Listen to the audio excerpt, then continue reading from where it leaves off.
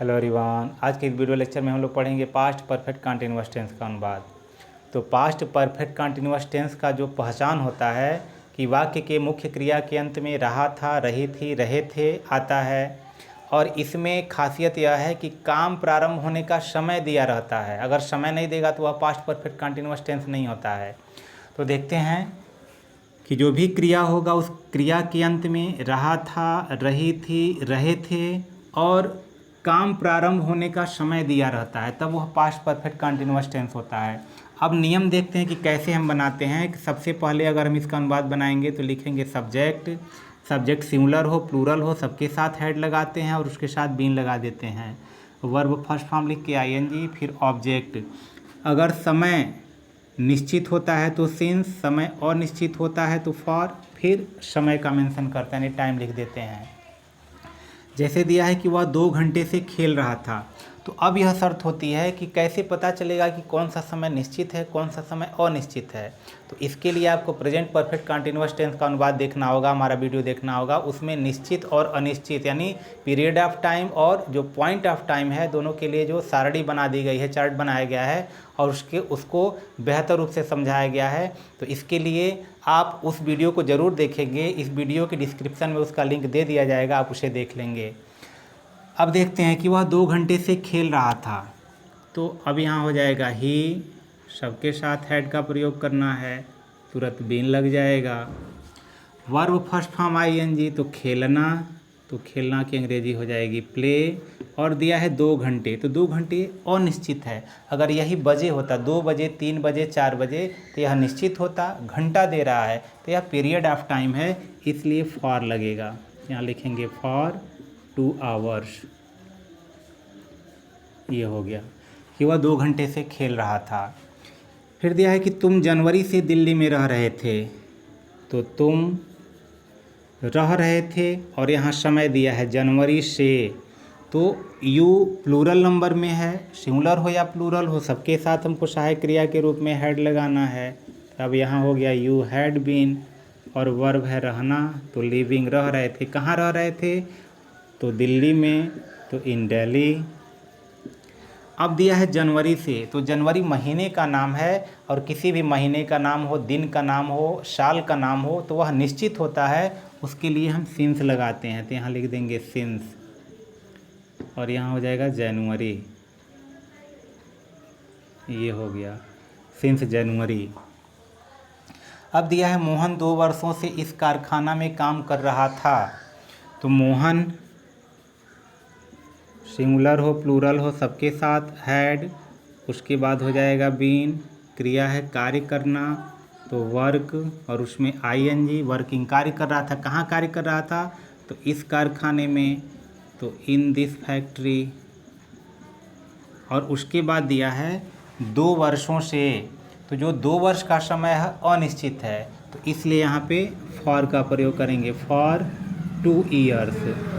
अब यहाँ हो जाएगा 2 ईयर्स। यही वर्ष का नाम होता कि 2018 से 2015 से, अगर ऐसा होता तो वह निश्चित होता, लेकिन केवल उसी तरह दिया है कि 2 वर्षों से 3 वर्षों से, तो वह अनिश्चित समय है।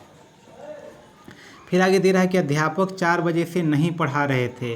अब सेंटेंस नेगेटिव है, तो नेगेटिव आने पर जो स्ट्रक्चर है, इस हेड के बाद नॉट लगा देते हैं और उसके बाद हम बीन का प्रयोग करते हैं। बाकी रूल जैसे है वैसे ही रहता है, उसमें किसी प्रकार का कोई परिवर्तन नहीं करते हैं। तो दिया है अध्यापक 4 बजे से नहीं पढ़ा रहे थे, तब यहाँ हो जाएगा द टीचर, उसके बाद हेड लगा देंगे, नेगेटिव है तो नॉट, फिर बीन का प्रयोग करेंगे।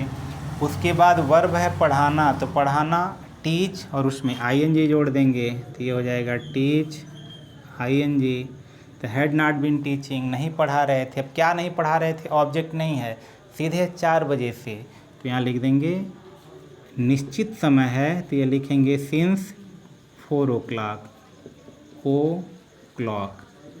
अगर 4 घंटा होता तो वह अनिश्चित, एकदम सीधे बजे दिया है, एक्यूरेट टाइम दिया है, इसलिए यह पॉइंट ऑफ टाइम है, निश्चित समय है, सिंस का प्रयोग करेंगे। अब अगला सेंटेंस दिया है कि हम सुबह से यात्रा नहीं कर रहे थे, तो फिर हो जाएगा वी, ये हो जाएगा हैड, नेगेटिव सेंटेंस है तो नॉट, फिर बीन। वर्ब है यात्रा करना, यात्रा करना का ट्रैवल, और आईएनजी जोड़ देना है तो we had not been travelling, हम यात्रा नहीं कर रहे थे।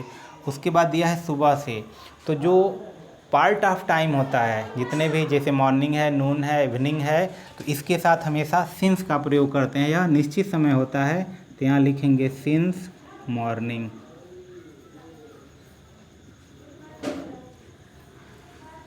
इस प्रकार यह अफर्मेटिव और नेगेटिव के अनुवाद हुए। अब इसके कुछ इंट्रोगेटिव के भी उदाहरण देख लेते हैं। तो जैसे दिया है कि क्या खिलाड़ी 10 बजे से खेल रहे थे, तो जब इंट्रोगेटिव सेंटेंस क्या से प्रारंभ होता है जिसका जवाब हम एस आर नो में देते हैं, तो हमेशा उसका जो भी सेंटेंस होता है सहायक क्रिया से प्रारंभ होता है।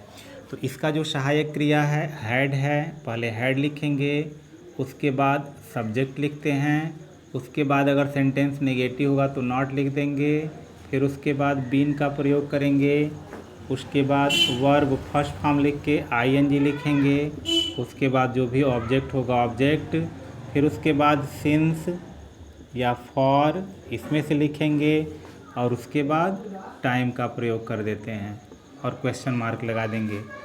जैसे दिया है कि क्या खिलाड़ी 10 बजे से खेल रहे थे, इसका जवाब हाँ या ना में देना है, तो ये हो जाएगा हैड प्लेयर्स। उसके बाद सेंटेंस नेगेटिव नहीं है तो तुरंत बीन का प्रयोग हो जाएगा।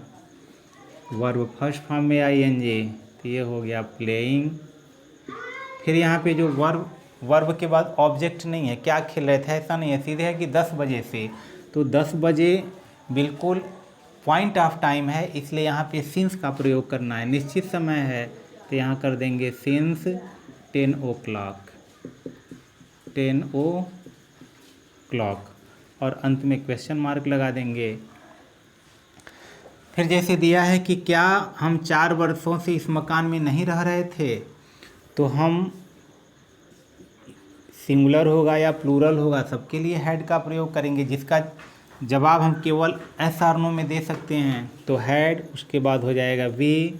सेंटेंस नेगेटिव है तो सब्जेक्ट के बाद नॉट लग जाएगा, यानी हैड नॉट एक साथ नहीं लगेगा। नॉट हमेशा जो भी हमारा सब्जेक्ट होता है उस सब्जेक्ट के बगल में ही हम बाद ही केवल नॉट लगाते हैं, उसके बाद बीन का प्रयोग करेंगे। तो यहाँ हो जाएगा हैड बी नॉट बीन। उसके बाद वर्ब है रहना, तो फिर यहाँ हो जाएगा रहना की अंग्रेजी लिविंग। अब कहाँ नहीं रह रहे थे, तो इस मकान में, तो इन दिस बिल्डिंग, चाहे हाउस लिख देंगे। उसके बाद दिया है 4 वर्षों से, तो अनिश्चित समय है, पीरियड ऑफ टाइम है, इसलिए लिखेंगे फॉर 4 ईयर्स और क्वेश्चन मार्क लगा देंगे फॉर 4 ईयर्स। अब दिया है कि वह 2 दिनों से क्या कर रहा था। अब इसका जवाब हम एस आर नो में नहीं दे सकते हैं, तो जब भी सेंटेंस के बीच में कोई प्रश्न पूछने वाला जो शब्द होता है आता है, तो जब हम उसका अनुवाद बनाते हैं तो सबसे पहले उस क्वेश्चन वर्ड को लिखते हैं। जो भी WH फैमिली से संबंधित होगा तो उस क्वेश्चन वर्ड को पहले लिखेंगे। उसके बाद बाकी जो रूल है जैसे पहले था वैसे ही रहेगा।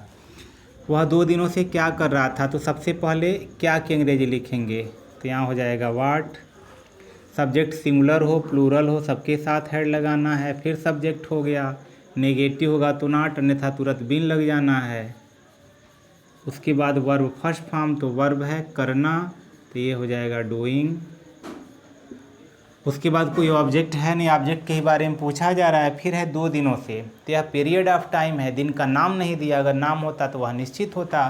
तो फिर यहाँ लिखेंगे फॉर, और यहाँ दिया है 2 दिन, तो 2 डेज और क्वेश्चन मार्क लगा देंगे। अगला सेंटेंस है कि अध्यापक मंगलवार से क्यों नहीं पढ़ा रहे थे, तो यहाँ प्रश्न पूछने वाला जो शब्द है क्यों, रीज़न पूछ रहा है। तो अब इस क्यों की अंग्रेजी यानी WH फैमिली का यह शब्द है, तो यहाँ लिखेंगे वाई, फिर हेल्पिंग वर्ब हो जाएगा हैड, और ये हो जाएगा द टीचर। सेंटेंस नेगेटिव है तो सब्जेक्ट के तुरंत बाद नॉट, फिर बीन का प्रयोग करेंगे। उसके बाद जो हमारा वर्ब है, तो वर्ब है पढ़ाना, तो पढ़ाना की अंग्रेजी यहाँ टीच लिख देंगे, तो ये हो जाएगा टीचिंग। बाकी ऑब्जेक्ट बचा नहीं है। अब दिया है मंगलवार से, तो मंगलवार दिन का नाम है, तो जितने भी नाम होते हैं वह निश्चित होते हैं, तो इसलिए यहाँ सिंस लगना है, तो ये हो जाएगा सिंस ट्यूसडे और क्वेश्चन मार्क लगा ली। फिर उसी प्रकार अगला सेंटेंस है, तुम्हारे पिता दीपावली से कहाँ रह रहे थे। तो अब यहाँ प्रश्न पूछने वाला शब्द है कहाँ, और दीपावली से समय दिया हुआ है, तो कहाँ की अंग्रेजी लिख देंगे, ये हो जाएगा वेयर। अब हेल्पिंग वर्ब लिखना है, तो ये हो जाएगा हैड, उसके बाद सब्जेक्ट है योर फादर। सेंटेंस नेगेटिव नहीं है तो नॉट नहीं लिखेंगे, फिर तुरंत बीन लिख देंगे, where had your father been. उसके बाद क्रिया है रहना, रह रहे थे, तो ये हो जाएगा लिविंग। और उसके बाद यह है दीपावली से, तो जितने भी पर्व के यानी फेस्टिवल्स के नेम होंगे, नाम होंगे, तो उनके साथ सिंस का प्रयोग होता है, वे निश्चित समय के अंतर्गत आते हैं, इसलिए यहाँ लिखेंगे सिंस दीपावली और क्वेश्चन मार्क लगा देंगे। तो इस प्रकार जो भी हमारा पास्ट परफेक्ट कंटीन्यूअस टेंस है, अफर्मेटिव, नेगेटिव और इंट्रोगेटिव का अनुवाद हुआ। तो आई होप कि आपको यह वीडियो निश्चित रूप से समझ में आया होगा। यदि समझ में आया होगा तो निश्चित रूप से लाइक कीजिए, वीडियो को शेयर कीजिए। यदि अब तक आपने चैनल को सब्सक्राइब नहीं किया तो सब्सक्राइब कर दीजिए। फिर मिलते हैं किसी अन्य वीडियो में, तब तक के लिए गुड बाय।